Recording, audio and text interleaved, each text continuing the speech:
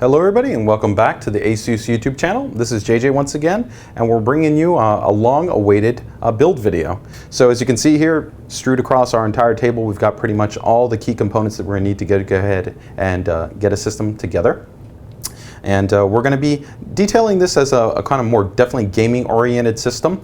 So that being said, we're going to go ahead and dive into a little bit of the component selection as to why we picked each one of these components for the system, as well as why we also centered in on dialing in with maybe a little bit of a smaller build configuration. This is going to be, while not necessarily purposely a small form factor build configuration, it is actually in the end going to be a more compact type of enthusiast build than, let's say, your normal high-end enthusiast builds. So with that, let's go ahead and get into some of these components. So first and foremost, the most consistent item that's going to be present throughout the builds is going to be our actual Maximus V Gene. So this is part of our ROG line of motherboards, and we've specifically selected this because we're actually going to be building a gaming system. So there's some definite technologies that we have on the motherboard that are going to go in and enhance that. So let's go ahead and quickly take a look here at the board and see what I might be talking about in reference to that. So first and foremost, you're actually going to notice that it's a small form factor board, but it being small form factor definitely doesn't negate any of its performance attributes in any way. So while, like I said, these are going to be more small form factor oriented builds, you still have a full enthusiast class board, not only in terms of the power delivery and the UEFI options, but essentially everything that this board's going to be able to bring to the table is going to be just as competitive, just as robust as a full ATX board, and there's going to be definite advantages even compared to our very feature-rich and robust channel series motherboard. So let's say like a P8 Z77-V Pro board. One of them is going to be you have significantly upgraded audio in comparison to normal motherboards. This is going to be featuring our Redline audio implementation, where you have an isolated audio design. It's going to give you cleaner, crisper, better overall tone. So this is our SupremeFX technology that we have incorporated in here, so it's going to be giving you much better audio. Secondary to that, we have our Intel LAN with GameFirst packet priority software. That's going to be nice in terms of being able to optimize and reduce your ping, help to improve latency and overall network throughput. So that's going to be great that you can go in there and custom tune it and configure it for the games or the servers that you're going to be running. So that's another plus point. Another one is going to be actually this little barren area that you have.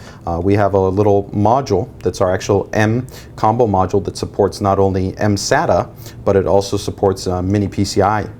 So the great benefit about that is we have the flexibility that in a small form factor chassis, if we wanted to, we could go ahead and completely install a 120 gigabyte mSATA SSD or a smaller one for Ssd caching. It's up to you. You have that flexibility. You wouldn't even have to use the SATA ports. And on the other side, of course, we would be able to go ahead and install a wireless module for, let's say, Bluetooth or dual band connectivity, or even if you select an Intel one, WiDi, and we'll cover more actually the specifics that we're going to be recommending in terms of the configuration. From there, of course, you still get all the standard stuff that you would expect: high performance DRAM support, our USB 3 boost technology, SLI and Crossfire support, pretty much everything you would expect in an enthusiast class board. So this is definitely going to be our bedrock here in terms of our gaming system, whether we go with the smaller form factor Armor chassis or whether we go with a little bit larger micro ATX oriented EPIC chassis. So from here, we're going to talk a little bit about the CPU that we would be utilizing. Now for the CPU, you've got a lot of different choices, and depending on the game that you're playing, the CPU will vary in terms of the importance in terms of how it's going to affect gameplay performance. So right now, we're overall going to be recommending for either one of these configurations a 3570K, but you could definitely go with a 3770K, or even if you wanted to save a lot more money, you could drop down to something like a 2120. The cost differential is going to be pretty significant. I think right now the price that you're looking at for about a 3770K is about $350, and a 2120 is going to be about $125. So depending really on the gameplay environment that you're going to be in, and that's going to vary from game to game, that choice is up to you, but 3570K is going to be a real good sweet spot, and you still got overclocking potential. First up here, we've got our SSDs. Now, we did talk about the actual mSATA, so before I jump to those SSDs here, we have our mini our M combo adapter, which you can see there's an area slotted here for an actual mSATA drive. So my recommendation would actually be run cores 120 gigabyte, okay, SSD. And it's very simple. Essentially, you just park it in there and you would have a full 120 gigabyte OS, and you could run the entire operating system on here and you'd be good to go. Now, if, like I said, you wanted to use this for SSD caching, then you could also go ahead and utilize it for that and go with a smaller capacity mSATA disk. That's going to really be up to you. Now, in terms if you want to go with a more kind of standard SSD solution, we've got two recommendations from Patriot, either with their Pyro series or their Wildfire series. Both of them are full SATA 6G, awesome performance. They have very good support in terms of not only making sure that their firmwares are continually updated and working with Sandforce for the best reliability, stability, and overall interoperability, but you know, they've also got a solid warranty behind them, and they're very fast drives. So whether you're going to go with a RAID configuration or a single volume, that's kind of up to you. Depends on how much room you're going to need for your OS environment and your gaming environment.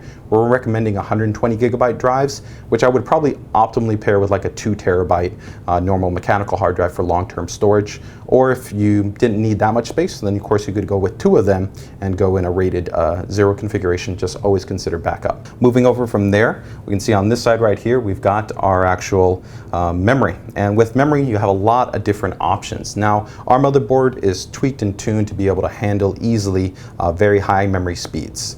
But in terms of what you might be considering as what's going to make sense, I think the sweet spot right now is going to be between 1866 and 2133 for the price. You're usually going to be looking for an 8 gigabyte kit of either one of those to be somewhere between about $55 to about $65. It's pretty reasonable. And for most core gaming systems, 8 gigabytes is more than enough. If you're going to be doing more varied workloads outside of just gaming, then definitely you could consider doubling that up, and you would be doubling up the price if you're going to be going to 16 gigabytes. In most situations, I don't think you're going to probably need to go more than 1866 or 2133.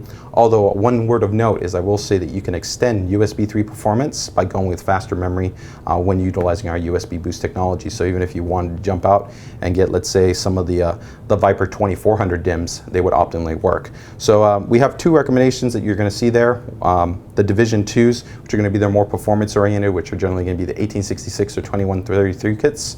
If you want to save more money, you could also go with the G2 series, which are kind of the core gaming line, a little bit cheaper, and you can go ahead and just go with the standard 1600 DIMMs, and that would serve you no issues. Next up, we've got right here, to this side of me, we've got our Thermaltake Armor A30. This is a small form factor chassis. So this is really kind of designed for people that are interested in having the flexibility of not taking as much space in terms of just having a smaller overall footprint, or maybe you actually want to take it on the go with you to a LAN environment. The great thing about it though is it's actually got a lot of room in here, so you can actually have multiple hard drives installed, multiple SSDs. You have support actually for very large graphics cards up to 13 inches. It just requires some adjustment of the internal housing. So you're really not going to be making any compromise. Even with the graphics card selections that we're going to talk about in a little bit, you could actually support both triple slot or dual slot graphics cards. So you're really not going to have any compromise, and you've got some great airflow because of the large 23 centimeter fan that's actually on the top. So it's a really, really nice choice, and aesthetically it goes really, really well, of course, with the ROG aesthetic. In terms of some of the cooling considerations that we're going to have, as well as the PSU, we're tapping a 730 watt Smart Series Thermaltake power supply. Very solid and robust, 80 plus certified. It's going to be quiet, efficient. It's got actually modular connectivity as well to it. So it's a great PSU in terms of being able to power the configuration. And even if you're going to be doing SLI, you're going to overclock the system, it's going to have more than enough power to take care of you. Because it is a little bit of a smaller chassis in the inside, and we have to account for space and the vertical room that we have in terms of how much space we can take for installing a CPU heatsink, we're going to be going with a low profile CPU cooler. So that's going to be the Slim X3 from Thermaltake. You are going to be a little bit negated in terms of the overclocking potential, just because it's not going to be able to dissipate as much heat because there's not as much mass to the cooler and there's not as much airflow, but it's going to be a solid cooler. It's going to definitely take care of you at stock, and even with a little bit of moderate overclocking, you're going to be able to run this system without any issues and still also be able to have a relatively quiet and cool system. So 2 great choices that we have there. Here we've gone ahead and tapped Thermaltake's Commander MSI Epic Edition chassis. You can see it's a gorgeous red and black mesh look aesthetic. It looks really great with the ROG. The actual inside is also red, so it really has this awesome contrast. But at the price point of only being about $65, you're really not losing a lot. You've got really nice cable routing management. You've got USB 3 connectivity in terms of the front of the chassis with a loopback connection as opposed to a front header. But you know, that's expected a little bit of the cost savings. It does come included with a back chassis fan. In total, you can actually run 4 additional fans that, of course, all could be controlled via our fan control software in the UEFI or in the operating system. You've got mounting support for SSDs, pretty much everything you could want, and I think an enthusiast, gamer-oriented chassis is ready to go in this, and it looks great on top of that. So it's a really nice option. Now, in terms of the power supply for this type of build, you could still maintain and actually go with the same power supply that we recommended for the A30, but if you're considering maybe having more storage devices, maybe going and confirming to, say, going with SLI or Crossfire and higher-end GPU configurations, and you want a little bit more power, then we're going to go ahead and be recommending the Thermaltake Grand, which from an aesthetic standpoint fits really nicely, red and black motif. It's a quiet, high-efficiency Gold Series PSU, so that's awesome. And of course, we also have modular connectivity to it, so that's an 850 watt, more than enough to take care of us even if we were running, let's say, 2 GTX 680s in SLI and we had our actual CPU overclocked. Now, talking about overclock, we're also going to make a different recommendation in terms of the cooling. So on this end, you can see that we've got the Frio Advanced. This is a dual high performance fan configuration heatsink tower assembly design. So it's going to be very efficient at taking the heat that's being produced by the CPU, dissipating it, while still giving us, relatively cool and quiet operation. So that's a great choice that you're going to have there, especially with the heat pipe technology. You're going to be a solid heatsink in terms of taking care of you from there. On the GPU front, we're talking, a lot of different options you have available. But of course, there was the recent launch of the Kepler architecture, the 600 series of graphics cards, and we think that just in terms of the overall performance that they offer, the temperature performance, and the overall efficiency, it's an awesome choice to go with. And plus, you're going to get those advanced image quality technologies that they have, such as high-end tessellation, FXSA, anti-aliasing technology, and a lot more in terms of architecture that's purposely supported by these cards. So we've gone ahead and picked our latest generation of ASUS graphics cards, fully non-reference. So we have the high-end DirectCu 2 heatsink and fan assembly. That's going to keep these cards really quiet and really cool. In most situations at full 1080p gaming, even under full gaming load, you're barely going to be going probably over about 65°C in terms of the operating temperature. Of course, on your ambient, you might be going a little bit more than that, but because of also the quiet and cool operation, we're going to give you even better performance because of the GPU boost technology. It's going to be going higher than the cards are actually even quote-unquote rated for. And you've even got that overclocking opportunity with our GPU tweak software, and of course that's going to be extended by our high-end hardware that we're incorporating, such as our digital power design and our SAP power componentry. So we've got the GTX 670, and we've also got the GTX 680. So it's up to you in terms of whether you're going to want to go with the highest end triple slot design, or you're going to want to go ahead and go with the 2-slot design. So in either configuration, you're going to be able to support those. Keep in mind that if you wanted to go with 2 680s, you're going to have to go with the EPYC configuration as opposed to the Armor A30. Now, for you guys that are also interested in an AMD solution, we definitely have those options available for you guys as well. We could go with the kind of the mainstream route and go with an awesome card in the 7870 DirectCu 2. Features all the same high-end technologies, not only in the cooler, but in the hardware power delivery design. So this would take care of you there if you wanted to go mainstream. If you wanted to go higher end, right, and you're definitely going to take advantage of, let's say, 2560 gaming, multi-panel gaming, then you could go ahead and go with the 7970. So flagship part there. So you're covered on both sides of the fence, whether you're an AMD guy or an NVIDIA guy. Both of these cards, in terms of either one that you pick with, are going to give you awesome performance. We do want to touch on a couple of last little items that sometimes get overlooked. One of them is going to actually be the optical drive. I'm recommending an optical drive for both of these just for practicality in terms of installing your actual operating system, as well as giving you the flexibility to be able to play back a lot of different media. So we've gone ahead and selected our BC12 1ST BD combo drive. So this is going to give you the ability to do full playback for Blu-ray discs, CDs, and DVDs, as well as go ahead and burn CDs and DVDs. So it's going to get ahead everything taken care of. It's got a high capacity ROM in here to minimize any type of over buffer errors that you might have during burning, and it's got our quiet track technology, so it's a quiet drive actually when used. So great option. One other option that we want to talk about here is going to be sound. A really big sound buff. So we've got our brand new first actually ROG sound card in the Zonar Phoebus. Zonar Phoebus is an awesome sound card. It's one of the highest end sound cards that we offer in the actual Zonar lineup. This is going to be a significant upgrade even over the SupremeFX audio technology that we have built onto the Maximus V Gene. This is going to be really for you guys that are hardcore, have really nice high quality headsets, or maybe some high quality 2.1 speaker configurations. You also are really into using things like TeamSpeak, Ventrilo, anything like that, because there's actually going to be specialized acoustic cancellation technology that's built in here, specifically designed for voice. So that if you're in game, you're talking to somebody, you're chatting, you're playing online, it's going to go ahead and minimize any of the actual ambient noise that's in the surrounding area and make sure that what your teammates or anybody that you're playing with is hearing is a more crisp and clear dialogue.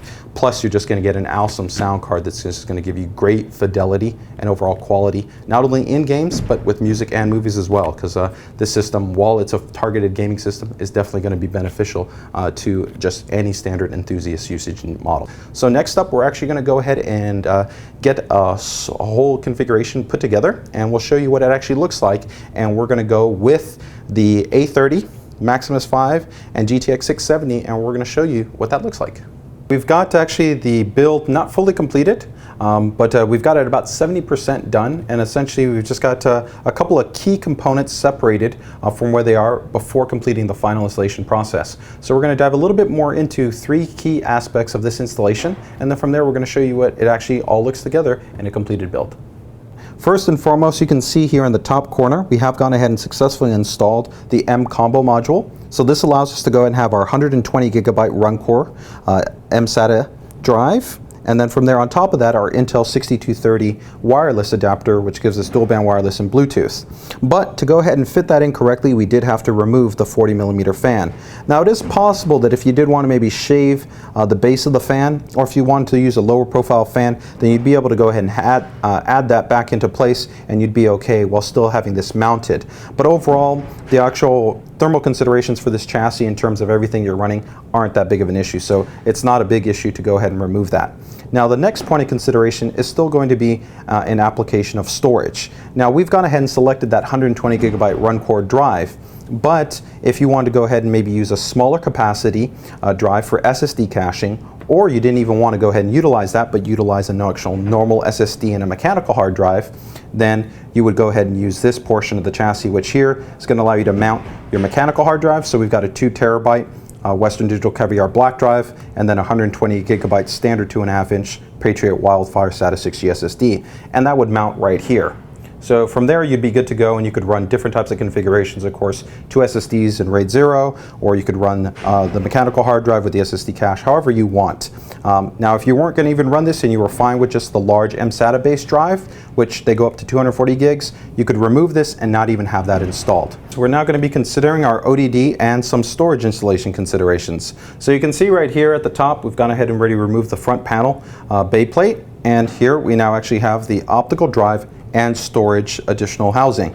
Now here we have our actual Blu-ray combo drive already installed, and at the top we actually do have the option to go ahead and install 2 additional SSDs, which are very simple if you do want to attach them. It just comes with a little bracket, you seat it into place, you clip the drive in, and you're good to go. That's in the point that you didn't want to go ahead and use the previously shown hard drive installation bay. So at this point all we're going to do is go ahead and pop this in place, slide it in, and then push in, and we're good to go. Now keep in mind that with this installed, it is going to restrict you to generally only using a 2-slot graphics card. If you did want to utilize a 3-slot graphics card, such as the GTX 680 that we noted at the very beginning of the system build video, you would ideally need to take this out. Now if you still wanted to use an optical drive, but you don't have this housing, you could still go ahead and consider a USB external BD combo drive, such as this one right here. So you would still be able to go ahead and read any type of optical media or burn optical media. Okay guys, you can see that we've got pretty much everything installed here. Last portion is essentially just going to be just the PSU, which is pretty simple. Essentially just lift. There's some interlocking joints right here. You just settle that in, and you got it snapped into place, and you're good to go. From there, all you have to consider is going to be the top panel, which for the top panel, you want to make one consideration, that there's a Molex header that's going to be able to provide power. So we left one Molex header here, so we'd make that connection, of course, before we make the attachment. And then from there, we're just going to essentially get this guy settled in. push in, and then go ahead and attach the thumb screws, and you've now completed the actual build. So we've successfully finished up our small form factor enthusiast gaming build. So we've pretty much got a system here that's going to be able to take care of anything you want to throw at it in terms of a current generation game, and you still even got expansion support for being able to take advantage of even SLI if that's something you're going to want to be able to do. But let's take a little bit closer look at actually the final system and see some of the flexibility that we have. You know, retouching on a couple of the key points that the Maximus V Gene has, which is the centerpiece of this build, is one, we took advantage of our M-Combo adapter. So that gave us the flexibility of using 120 gigabyte run core mSATA drive built on board, along with supporting the Intel 6230 wireless solution. So we've got dual band, 2.45 gigahertz with Bluetooth. Then, of course, got standard things like USB 3 with USB 3 boost technology. We've got our awesome ROG Connect, so an external way to monitor, control, even overclock the system. We've got our gigabit network, so that's Intel LAN with our GameFirst packet priority software, so you can optimize for your actual network environment, whether it's gaming or whether it's voice over IP or you know, downloading. You got a lot of flexibility there. We've got, of course, our high-quality gold-plated audio connections, and that's powered by our SupremeFX III audio implementation, giving you better quality audio, richer, cleaner, smoother, with a much lower noise floor, especially when compared to normal motherboard audio solutions. And then, of course, graphics card-wise, we tap that GTX 670 DirectCU2 card top. That's going to be awesome for being able to take advantage of multi-display configurations, 3D, high-quality 1080p gaming with anti-aliasing, tessellation, all those effects turned on. And then to boot, you know, even the chassis here at the top, it's actually got the flexibility that it works great with our antennas, so support them actually in terms of being magnetic. So altogether, I think a pretty awesome build, a lot of flexibility. We'd love to hear your guys' feedback on the actual installation process, the components that we picked, or any other feedback that you guys want to drop. So as always, if you guys enjoyed the video, please make sure to actually like it, subscribe to the channel, make sure if you got any other commentary, leave it here in the actual YouTube page, or definitely head over to Twitter, head over to Facebook, and leave us some messages there. As always, thank you guys for watching.